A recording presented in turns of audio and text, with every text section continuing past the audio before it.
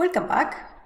In the remaining of this section, we're going to discuss which metrics we can apply when our target has more than two classes, that is, in the context of multi-class classification. If the model supports a multi-class target, the output of the model will be three vectors, each one containing the probability of the observation belonging to each one of these classes. So in this example, if our target has three classes, the model will determine the probability of the first observation of belonging to class 0, the probability that this observation belongs to class 1, and the probability that this observation belongs to class 2.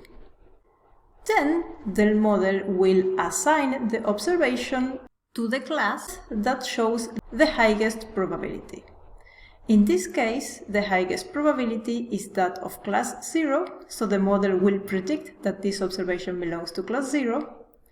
In the second row, the highest probability is that one for class 2, so the model will predict that this observation belongs to class 2.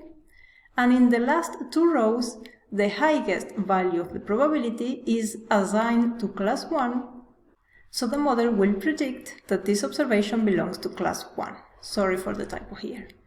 With the predictions returned by the model and the true value of the observation, we can then construct the confusion matrix. In the rows, in this case, we're going to have the real class of each one of the observations, and in the columns, we will have the predictions returned by the model, and in this confusion matrix that I show here, our target has 4 possible classes, therefore the model returns 4 possible classes as predictions. In the diagonal, we find the correctly classified observations. So instances where the real value of the observation was 0 and the model predicted 0, or the real value of the observation was 1 and the model predicted 1, and so on. And outside the diagonal, we find the incorrect predictions. If we sum the values of the diagonal, we obtain the number of correctly classified observations, and if we sum the values in the entire matrix, we obtain the total number of observations.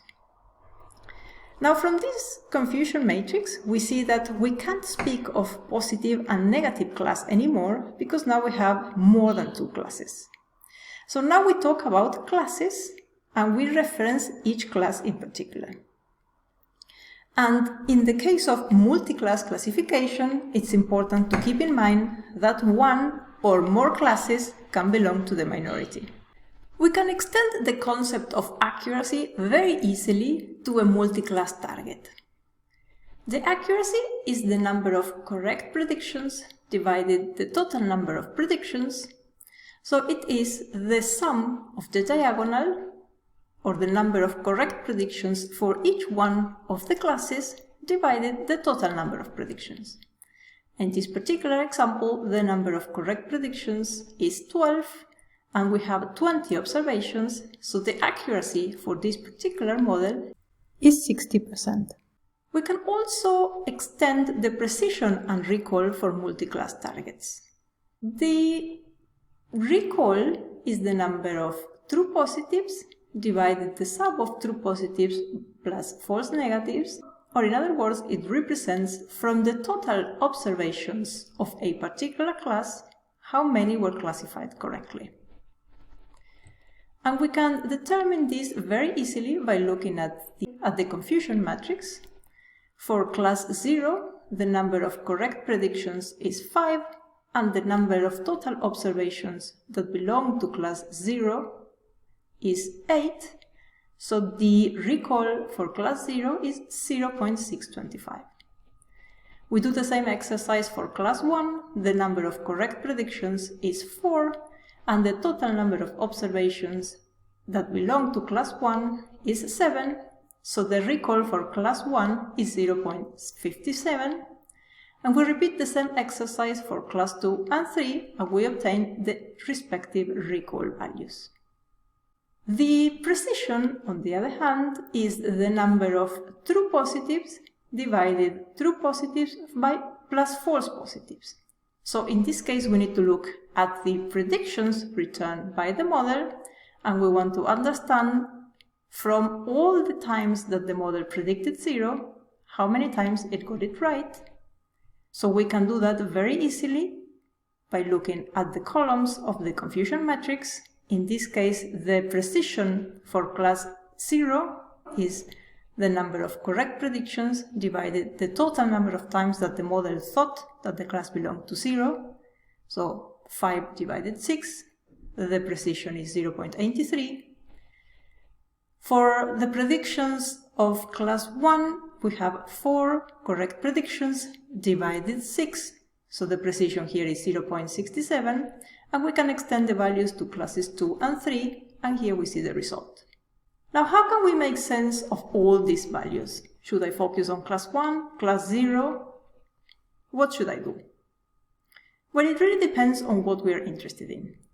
If we are particularly interested in the performance of a model in a certain class because we are interested in a minority class or a couple of minority classes, then we perhaps should obtain the recall and the precision for each class and then compare the values of the classes that we are interested in.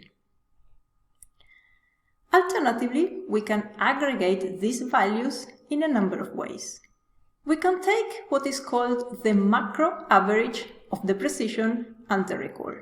The macro average is in essence taking the average of all the recall values of all the classes.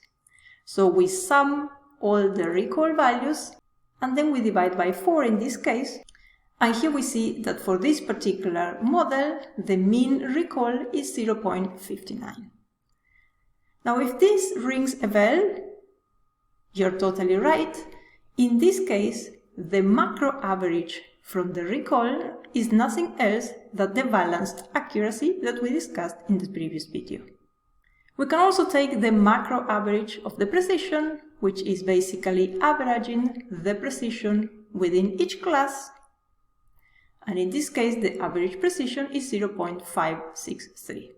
Now these values will be influenced by cases where the value of the precision is very small, like here, or very high, like here.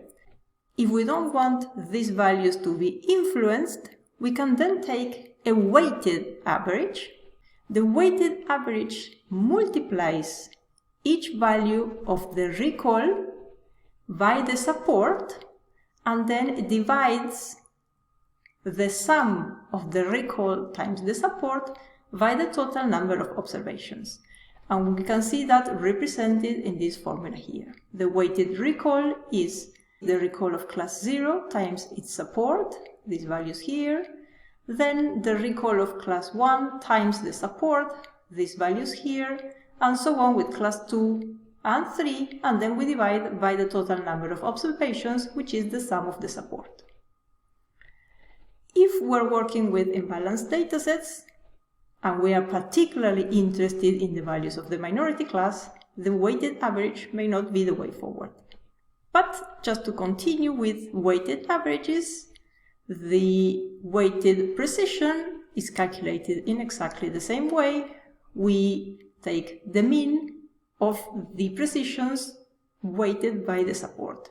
So it will be the precision of class 0 times the support plus the precision of class 1 times the support, and so on, divided by the sum of the support. We can also take a holistic view of the prediction, and in this case, we calculate the precision and the recall just looking at the overall true positives, true negatives, and false positives without focusing on each class in particular. So in this case, the total number of true positives is the sum of the diagonal, so in this case 11. The total number of false positives are for 0, these 3, plus for class 1, these 2, plus for the class 2, this value, and so on. So here you can see the final number of false positives, and the final number of false positives coincides with the final number of false negatives, because we take the sum of the values outside the diagonal, but now looking at the columns. And then the recall is the number of true positives divided true positives plus false negatives. So we replace the values here and we obtain 0.57. And the value for the precision is true positives divided true positives plus false positives. So we replace these values here and we obtain 0.57 in each case. And this is what happens when we take the micro average, the precision and the recall take in essence the same value. With this said, we are going to move on to a Jupyter notebook where I will show you how to obtain these metrics utilizing scikit-learn.